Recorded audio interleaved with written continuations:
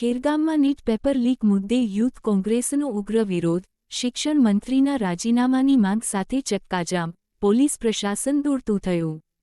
ખેરગામ દશેરા ટેકરી ગાંધી સર્કલ ખાતે યુથ કોંગ્રેસ દ્વારા નીટ પેપર લીક મુદ્દે ઉગ્ર વિરોધ પ્રદર્શન સાથે ચક્કાજામ કાર્યક્રમ યોજાયો હતો. વિદ્યાર્થીઓના ભવિષ્ય સાથે થયેલા ખેલ અને પરીક્ષા પ્રણાલીની વિશ્વસનીયતા સામે ઊભા થયેલા સવાલોને લઈને કાર્યકરોમાં ભારે રોષ જોવા મળ્યો હતો. વિરોધ દરમિયાન કાર્યકરોએ સરકાર સામે જોરદાર નારેબાજી કરી હતી તેમજ વડાપ્રધાન નરેન્દ્ર મોદી અને કેન્દ્રીય શિક્ષણ મંત્રી ધર્મેન્દ્રના રાજીનામાની માંગ ઉઠાવી હતી. કાર્યકરોનું કહેવું હતું કે વિદ્યાર્થીઓના ભવિષ્ય સાથે કોઈપણ પ્રકારનું સમાધાન સ્વીકાર્ય નથી અને જવાબદારો સામે કડક કાર્યવાહી થવી જોઈએ. ચક્કાજામના કારણે થોડા સમય માટે માર્ગ વ્યવહાર પ્રભાવિત થયો હતો, જેના પગલે પોલીસ પ્રશાસન તાત્કાલિક સ્થળ પર પહોંચ્યું હતું અને પરિસ્થિતિ નિયંત્રણમાં લેવા કાર્યવાહી હાથ ધરી હતી.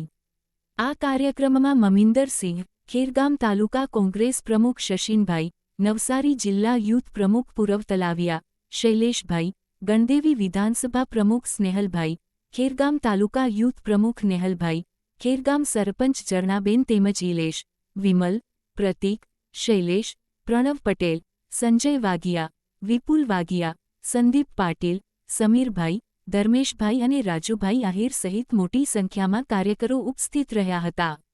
કાર્યક્રમ દરમિયાન વિદ્યાર્થીઓના હિતમાં પારદર્શક તપાસ અને જવાબદારી નક્કી કરવાની માંગ સાથે કડક સંદેશ આપવામાં આવ્યો હતો. રિપોર્ટર દીપક પટેલ, ખેરગામ.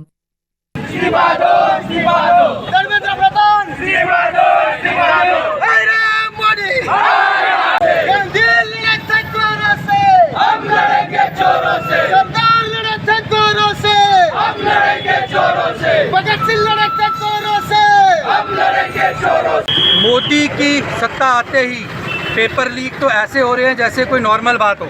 2017 से अभी तक 4 बार नीट का पेपर लीक हो चुका है. उसके चलते यहाँ पे युवा कांग्रेस विरोध प्रदर्शन किया है. हम मंत्री जो है शिक्षा के धर्मेंद्र प्रधान का इस्तीफा मांगते हैं. एनटीए जो चला रहे हैं, जो ये बोलते हैं कि पेपर लीक नहीं हुआ, कुछ सवाल लीक हुए हैं. मैं उनसे ये सवाल पूछना चाहता हूँ, पेपर लीक का मतलब क्या है उनके लिए? जब एक सवाल भी लीक हुआ तो वो पेपर लीक है. आप देश के युवाओं के भविष्य के साथ खेल रहे हैं. ये भारतीय युवा कांग्रेस पार्टी राहुल गांधी जी की अध्यक्षता में नहीं होने देगी. जब तक शिक्षा मंत्री का इस्तीफा नहीं आएगा तब तक इसी तरह सड़कों पे युवा कांग्रेस जो है प्रदर्शन करती रहेगी. अभी छोटे स्तर पे किया है, कल को बड़े स्तर पे प्रदर्शन जो है वो करने का काम भी करना पड़े तो भारतीय युवा कांग्रेस जो है वो नहीं डरेगी, वो करेगी. इस तानाशाही सरकार के खिलाफ लड़ती रहेगी और धर्मेंद्र प्रधान का इस्तीफा जो है वो लेकर रहेगी.